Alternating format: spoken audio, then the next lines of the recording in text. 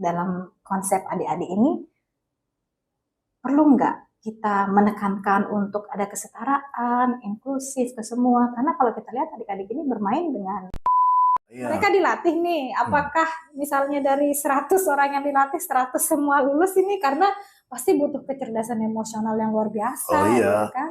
jadi ada rekrutmennya.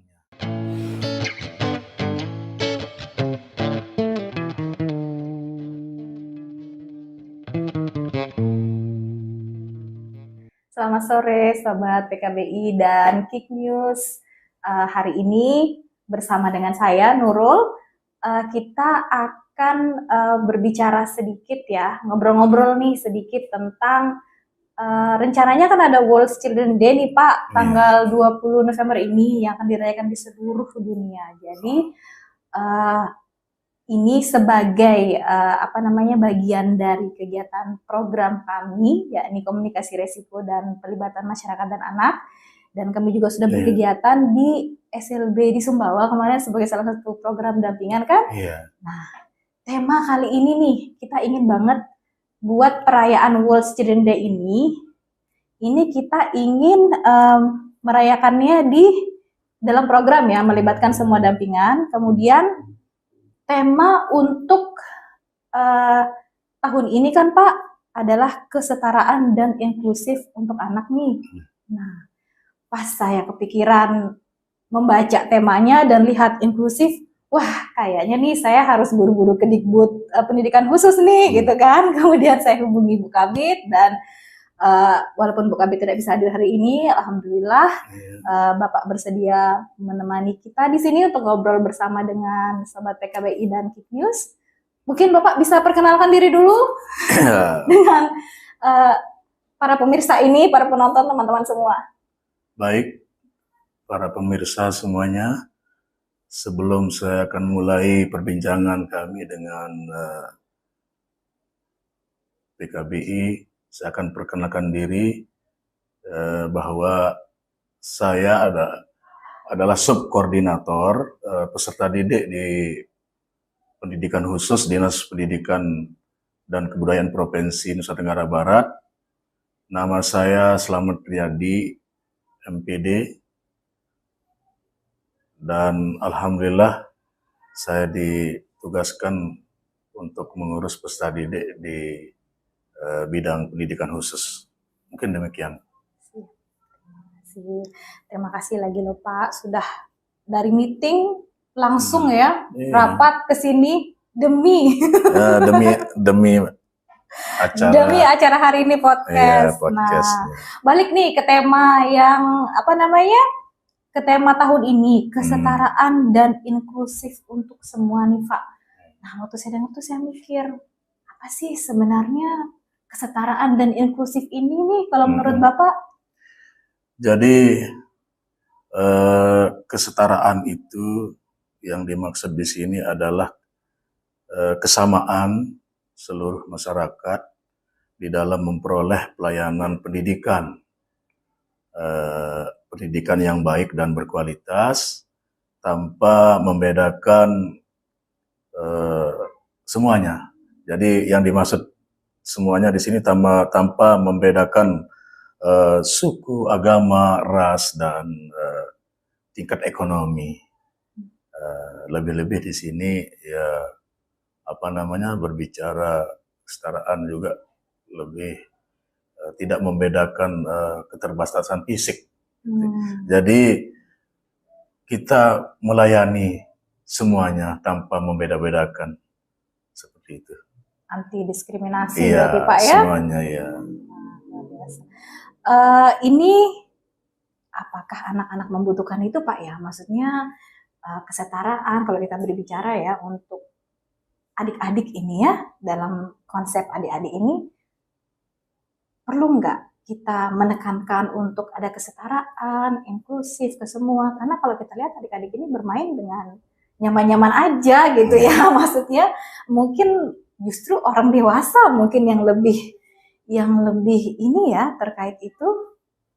Bagaimana nih kalau menurut Bapak? Ya perlu, untuk adik-adik kita juga perlu kita memberikan pemahaman terhadap apa itu kesetaraan dan inklusi. Mm-mm. Karena adik-adik kita inilah yang harus kita layani kebutuhan pendidikannya. Jadi dari sedini mungkin kita harus perkenalkan dulu apa itu kesetaraan dan Supaya mereka tidak inklusi, membedakan, ya iya, Pak ya. supaya mereka tidak merasa dibedakan. Betul, merasa dibedakan dan Itu. membedakan, ya Iya. Pak ya. Nah, ini nih Pak, sejauh mana sih Pak kesetaraan dan inklusif ini sudah dirasakan oleh anak-anak di Indonesia ya, khususnya NTB nih, Bapak sebagai subkoordinator pendidikan khusus yang sudah berkecimpung di lapangan. Iya. Alhamdulillah anak-anak kita yang inklusi, mereka sudah merasakan bagaimana pelayanan kita di pendidikan, karena di Nusa Tenggara Barat itu sudah menyelenggarakan sekolah inklusi mulai dari 2015. Siapa yang menyelenggarakan itu sesuai dengan kewenangan kita adalah SMA SMK yang ada di 10 kabupaten kota. Contohnya misalnya di Mataram ini di SMK 5, SMKN 5 Mataram, ada juga di SMA 3 Mataram, terus di SMA 5 juga ada SMA 7. Jadi di kota sudah sebagian besar sudah menyelenggarakan inklusi. Jadi kalau kita berbicara sejauh mana, ya mereka sudah tersentuh, sudah terlayani, dan sudah merasakan. Misalnya contohnya di SMK 5 itu sesuai dengan panduan kami itu sudah betah, sudah menyatu dengan sekolah-sekolah, dengan teman-temannya yang sekolah di formal. Mungkin seperti itu. Jadi konsep pendidikan inklusif ini berarti anak yang berkebutuhan khusus masuk ke sekolah formal ya? Iya. Seperti itu. Jadi berkebutuhan khusus yang dimaksud di sini adalah tidak sebatas itu, cuma seperti misalnya ketunaan ya, ada yang tunarungu, tunadaksa, tunawicara, grahita, tetapi yang dimaksud di sini yang dilayani di sini adalah keterlambatan menerima pembelajaran juga di situ. Oh itu juga termasuk ya termasuk Pak ya? Juga ya. Jadi bagaimana dia menerima pelajaran itu sulit, itu juga termasuk kategori inklusi. Ini baru loh Pak, ya, saya baru kesulitan. tahu loh. Jadi istilahnya kami itu kesulitan dalam pembelajaran. Itu termasuk juga kategori inklusi, pendidikan inklusi. Luar biasa ya. ya. Tidak secara kasat mata dia tunarungu, tunadaksa, tapi keterlambatan dalam penerimaan pembelajaran juga termasuk inklusi. Itu termasuk ya Pak ya? Andaikan di zaman saya ada tuh Pak, karena zaman saya dulu. Itu kalau keterlambatan menerima itu selalu dibilangnya malas belajar. Gitu. Itu dia. Nah sekarang sudah memberikan ruang. Berarti sudah diakui itu sebagai suatu berkebutuhan khusus ya Pak ya. Nah ini menarik nih, ketika mereka masuk ke sekolah formal ini, apa nih, apakah ada dipilih secara khusus gitu anak-anaknya atau mungkin secara random saja gitu? Siapa yang mau dipersiapkan untuk ke sekolah formal seperti itu?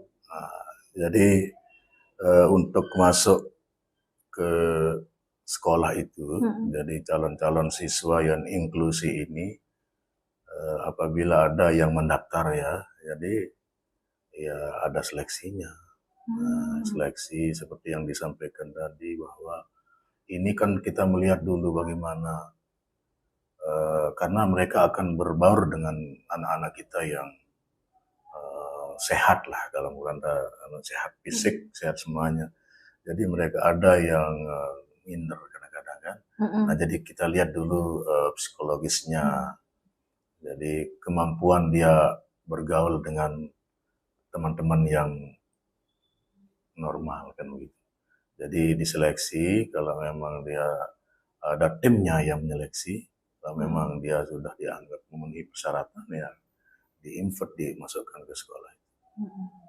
Berarti anak-anaknya juga harus dilihat dulu Pak ya, Iya, kesiapannya, kesiapannya, kesiapan mentalnya terutama iya, ya untuk menghadapi orang-orang yang berbeda iya, begitu itu kan. dari calon siswanya. Calon siswanya Iya, ya. yang akan masuk di situ ya diseleksi. Nah, itu kan dari calon siswanya nih Pak. Kalau sekolahnya bagaimana nih Pak? Kesiapan apa nih yang dibutuhkan untuk menerima murid berkebutuhan khusus tersebut? Jadi untuk melayani anak-anak kita yang inklusi tentu dipersiapkan beberapa hal untuk keberlanjutan pendidikan mereka. Ya, pertama itu adalah kesiapan lingkungan pendidikannya, ya, kesiapan lingkungan pendidikan dari sarana prasarananya. Nah itu yang pertama, karena kalau emang sarana prasarananya tidak mencukupi, tidak memiliki ruang kan, tidak bisa diterlayani. Nah, itu yang pertama. Yang kedua adalah kurikulumnya. Jadi sekolah menyiapkan kurikulum yang sesuai dengan kebutuhan ya anak kita si yang anak inklusi, tersebut, ya disesuaikan dengan kebutuhan inklusi supaya dia tidak terbebani secara psikologis. Jadi kurikulum yang sesuai dengan inklusi itu yang kedua. Yang ketiga adalah pendidiknya, tenaga pendidiknya, gurunya. Jadi guru yang disiapkan di sini adalah guru-guru yang profesional, yang memiliki kecerdasan emosional. Tidak bisa sembarangan ya Pak ya. Tidak bisa sembarangan guru yang menangani inklusi ini. Dia di samping profesional di dalam penguasaan materi, dia juga memiliki kecerdasan emosional tatkala dia menghadapi anak-anak yang inklusi itu kan tidak sama dengan betul. yang normal. Nah itu yang ketiga. Jadi di sini yang keempat itu sarana prasarana, dan yang terakhir yang kelima adalah jadi ada evaluasi pembelajaran. Evaluasi pembelajaran di sini sejauh mana misalnya anak-anak itu dalam kalender pendidikan itu yang sudah ditentukan menguasai materi-materi yang diterima oleh siswa-siswa kita. Jadi ada evaluasi pembelajaran. Sehingga kalau misalnya kurang capaiannya, apakah akan disesuaikan lagi apa begitu? yang perlu dipenuhi, diperbaiki, jadi seperti itu. Jadi ada evaluasi pembelajaran bagi anak-anak kita yang inklusi, baik itu evaluasi di kurikulumnya dan hasil yang dicapai oleh anak-anak kita itu seperti itu. Iya. Jadi kesiapan guru, kesiapan lingkungan, kemudian keterterimaan lingkungannya. Ya, anak-anak itu ya mungkin tingkat bullying yang tidak itu dia termasuk indikator ya, karena saat ini bullying kan luar biasa ya Pak ya, isunya itu di Indonesia itu sudah mencapai 41% kalau nggak salah. Yang tidak ada anak berkebutuhan khusus aja tinggi gitu ya, tinggi. Kebayang kalau misalnya ada yang berbeda seperti itu kan. Iya, tapi untuk yang disampaikan tadi, untuk tidak terjadi kasus-kasus bullying itu ya kami di Dinas Dikbud Provinsi bidang pendidikan khusus selalu berupaya untuk mencegah, ada langkah-langkah pencegahan, terhadap kasus-kasus perundungan dan bullying, kekerasan terhadap siswa-siswa yang inklusi itu. Jadi kita memantau terus, kita bekerja sama juga dengan perlindungan anak itu, Komisi Perlindungan Anak dengan DP3 2 AKB, itu kita bekerja sama bermitra dalam rangka langkah pencegahan dulu ya, bukan penanganannya. Betul. Ya, yang mana kita juga kan bermitra Pak ya. Iya, termasuk juga dengan PKBI. Jadi Betul. lebih baik mencegah daripada Ya, betul. itu yang kita dahulukan, Heeh. pencegahan dulu sehingga tidak merembet kemana-mana, Betul, jadi kita menyebar kampanye kemana-mana. sosialisasi tentang Iya, bullying ya Pak ya, stop iya, bullying. Itu yang kita jika teman-teman tidak betul, tahu, itu yang sedang kita lakukan bersama dengan Dikbud dan DP3A iya, juga, sosialisasi kampanye untuk stop bullying. iya. Salah satunya ya di SD SLB 1 SLB Sumbawa. 1 Sumbawa. Iya. Ya, betul. Oke. Nah, ini Pak nih, kan Bapak tadi bilang sudah dari tahun 2015 ya sekolah inklusif ini. Tapi kan dia sepertinya nih, saya mungkin baru mendengar gitu tren ini ya Pak ya. Kalau di luar negeri kan ini sudah lama, kebetulan adik saya sebagai salah satu yang pernah mengikuti sekolah inklusif ini. Tapi di sini saya baru dengar nih, beberapa teman-teman, guru, dan kepala sekolah, sekarang kita mau coba ini sekolah inklusif seperti itu kan. Saya pernah dengar yang di Sumbawa nih, yang dengan sekolah dengan dulu Newmont ya, sekolahnya. Nah, itu sejauh ini Pak, apa sih tantangan terbesar gitu loh? Ketika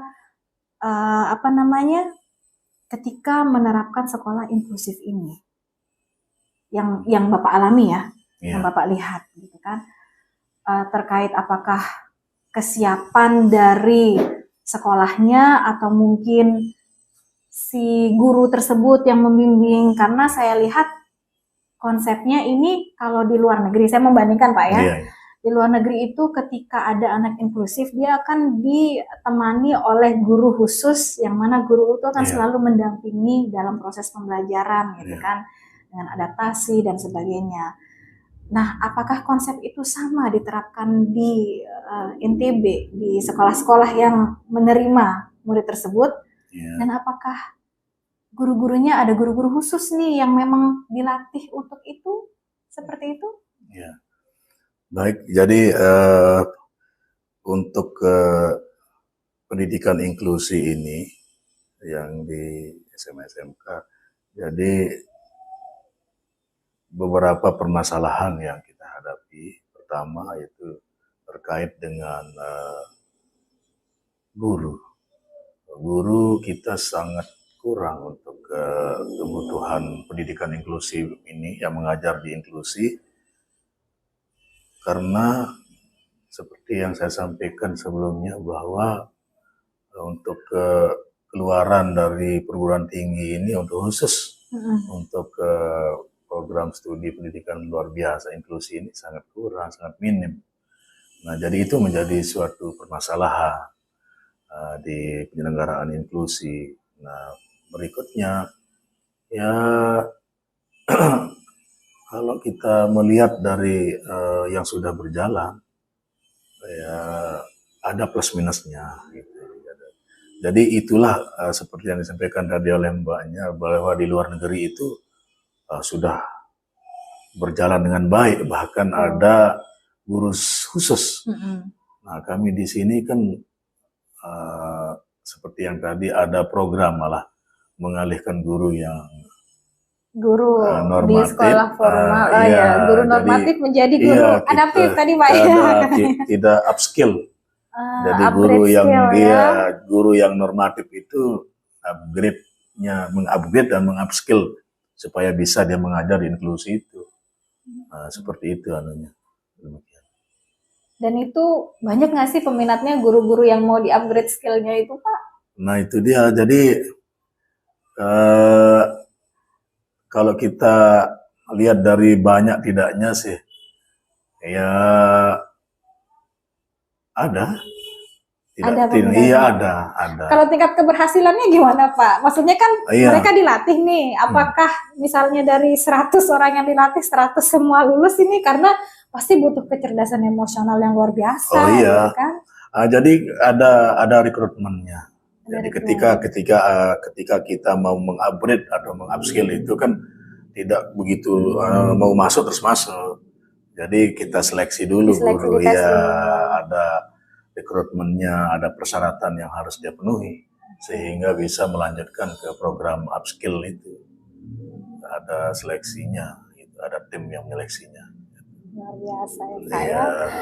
Nah, ini nih terkait balik lagi ke tadi kan Pak ya, eh, masyarakat kita mungkin eh, belum terlalu terbiasa ya Pak ya menerima yang inklusif ini kan.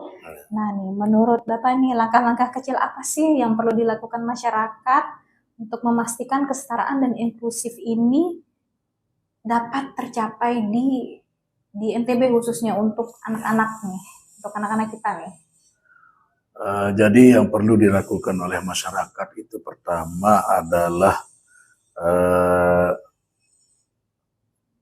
harus ada dukungan dulu. Dukungan dari masyarakat terkait dengan pelaksanaan inklusi. Jadi di Dikbud itu sudah ada yang dicanangkan oleh Pak Kepala Dinas itu 5V. 5P, ya P yang pertama yaitu profile, P yang kedua adalah performance, yang ketiga yaitu pelayanan, yang keempat prestasi. Nah, yang kelima ini adalah keterlibatan masyarakat.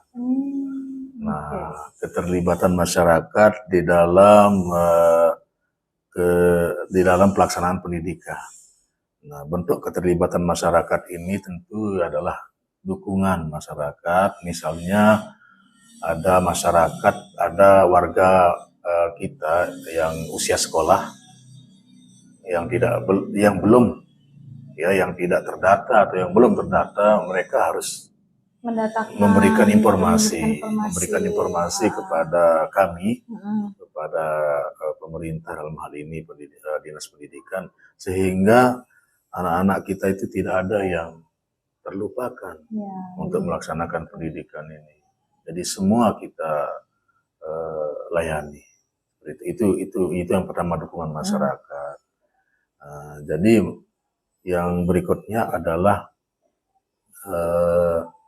kalau dari dukungan masyarakat itu seperti yang tadi, yang kedua adalah kesiapan pemerintah dalam pemenuhan akses pembelajaran. Dalam hal ini ya kan kita tahu dalam pendidikan itu kan ada 8 standar pendidikan. Salah satunya standar pendidik dan kependidikan, standar pembiayaan, dan itu harus dipenuhi. Mungkin seperti itu. Mungkin itu aja. Berarti lebih masyarakat harus bekerja sama ya, merangkul, memberikan informasi mana nih anak yang belum mendapatkan akses pendidikan gitu Pak ya, terlepas dari apapun kekurangan mereka seperti itu ya. Seperti contoh 2 bulan yang lalu kami mendapat informasi bahwa ada anak yang berkebutuhan khusus yang tidak mampu secara ekonomi, yang belum bersekolah, itu di Lembar dulu, di Lembar sana, itu kita dapat informasi dari kepala dusunnya. Nah, jadi itu setelah kita dapat informasi, langsung kita tindak lanjut, ya kita jemput anak tersebut. Nah, kebetulan anak tersebut itu tunanetra. Nah, jadi kita langsung datangi, menindaklanjuti informasi itu, dan alhamdulillah setelah kita jelaskan kepada keluarganya, ya mereka menerima, dan kita langsung bawa ke sekolah, ke SLB YPTN Selagalas, dan alhamdulillah sampai sekarang sudah. Ini jadinya keluarganya yang tidak mau anaknya sekolah, atau bagaimana nih Pak kasusnya kemarin? Jadi dia bukan tidak mau, cuma tidak punya kemampuan secara ekonomi, sehingga mereka mau memasukkan sekolah itu, dia berpikir biaya itu terkendala biaya. Jadi mereka hanya itu bisa pasrah lah gitu. Nah, setelah itu kepala dusunnya datang ke tempat itu, dan kepala dusun melakukan datang ke kita untuk melaporkan bahwa di warganya ada yang belum terlayani. Maka kami datang bersama pimpinan, kepala bidang, langsung kita jemput dan langsung kita serahkan ke SLB YPTN Selagalas. Alhamdulillah sampai sekarang sudah Luar biasa Biasa. berarti ya dukungan Iya. Ibu ini ya dalam sampai menjemput, Iya. mendatangi dan mendekati secara Iya. personal ini keluarga dan si ini ya Iya. anak tersebut. Jadi, Dan ya, jadi itu seperti yang tadi disampaikan itu adalah dukungan masyarakat. Jadi besar sekali dampak dari dukungan masyarakat itu terhadap pelayanan kita secara menyeluruh, supaya jangan ada anak-anak kita yang tidak bisa bersekolah gara-gara kekurangan gara-gara ketidakmampuan ekonomi dan keterbatasan fisik. Jadi semua terlayani. Itu harapan kita ke depan. Demikian. Luar biasa ya Pak ya. Iya. Kerjasama intinya Pak Iya, ya, semua kerjasama, pihak. kolaborasi, sinergi. Gitu. Itu yang kita galak. Nah, beberapa waktu itu kan saya sempat nih berkunjung ke ruangan Bu Kabit ya, ngelihat hasil karya Iya. adik-adik nih dari SLB gitu Pak ya. Itu diajarin apa aja tuh Pak di situ tuh. Sehingga saya lihat karyanya itu luar biasa ya. Bahkan tadi Bapak juga sempat cerita bahwa sampai bisa dijual seperti itu tuh. Iya. Jadi di sekolah SLB kami sudah bisa menghasilkan karya seperti yang disaksikan di ruang Bu Kabit. Jadi SLB kami sudah menyelenggarakan SLB Vokasi. Jadi SLB Vokasi yang sekarang ini ada 9 SLB yang sudah menyelenggarakan dan alhamdulillah sudah punya hasil nyata, bahkan sudah bisa dipasarkan. Ada beberapa vokasi yang dibuka di masing-masing yang 9 SLB tadi itu. Yang pertama yaitu ada membatik. Itu membatik itu sudah bisa terjual juga di masyarakat maupun bahkan itu kerjasama dengan industri kerjasama dengan DUDI, dari dunia usaha dunia industri. Sudah bekerja sama kita untuk memasarkan hasil-hasil karya anak-anak kita di SLB. Sudah ada pasarnya ya? Sudah ada wadah dan pasarnya. Itu yang pertama. Yang kedua itu vokasi tata boga. Tata boga mengolah makanan. Jadi sudah menghasilkan juga beberapa jenis makanan yang itu juga contohnya di SLB 1 Lombok Barat itu, SLBN 1 Lombok Barat itu sudah bisa memproduksi dan memasarkan. Nah, jadi sudah ada label halalnya, ada dari BP POM-nya sudah ada, dan alhamdulillah ya bisa menghasilkan anak-anak kita. Nah, tata busana juga ada. Tata busana, desain grafis juga ada, kriya kayu juga ada. Nah, jadi tidak hanya di SMK yang bisa menghasilkan karya-karya itu, tetapi di SLB juga sekarang sudah menunjukkan hasil. Bahkan kemarin di lomba keterampilan siswa nasional LKSN, itu anak siswa kita yang dari SLBN 1 Lombok Barat itu juara 1. Wow. Juara 1 nasional di di mata lomba kriya kayu. Alhamdulillah yang di LKSN. Nah, belum lagi yang di festival lomba seni FLS 2N itu anak-anak kita juga yang dari SLB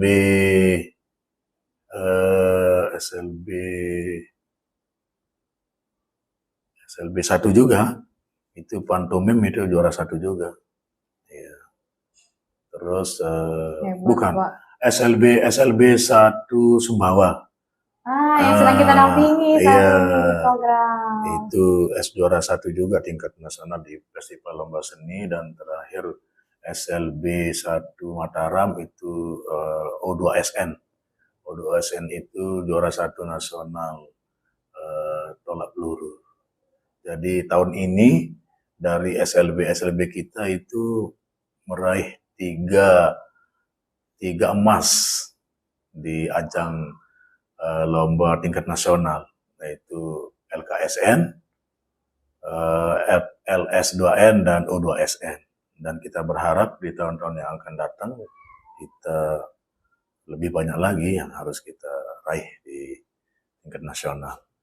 Luar biasa Pak ya, Iya, di balik alhamdulillah. kekurangan mereka Alhamdulillah, ternyata iya. kelebihannya itu Iya. luar biasa banget. Itu dia, jadi mereka punya kompetensi yang luar biasa untuk bisa menjadi juara, itu luar biasa. Jadi keterbatasan apapun itu Pak Iya, ya, kalau didampingi, dilatih, betul. diasah pasti bisa nih Pak ya, Iya, bahkan lebih daripada kita dari kita mungkin yang ya. normal ya. Iya, iya. Lebih dari kita yang normal. Alhamdulillah dapat prestasi. Nah ini Pak, jadi terakhir pertanyaan terakhir mungkin. Apa nih Pak pesan-pesan untuk anak-anak Indonesia, anak-anak NTB khususnya, mungkin buat pemirsa yang adik-adik yang menonton, mungkin apa nih yang ingin Bapak sampaikan? Jadi untuk anak-anak hebat di Nusa Tenggara Barat maupun di seluruh Indonesia, pesan saya kepada anak-anak hebat adalah untuk selalu dan tetap bersemangat untuk menuntut ilmu, bersekolah, agar nantinya menjadi orang yang cerdas, menjadi orang yang berakhlak mulia dan memiliki keterampilan, sehingga di masa yang akan datang menjadi generasi-generasi yang mandiri, yang bisa hidup mandiri, sehingga kehidupannya lebih baik. Mungkin itu saja.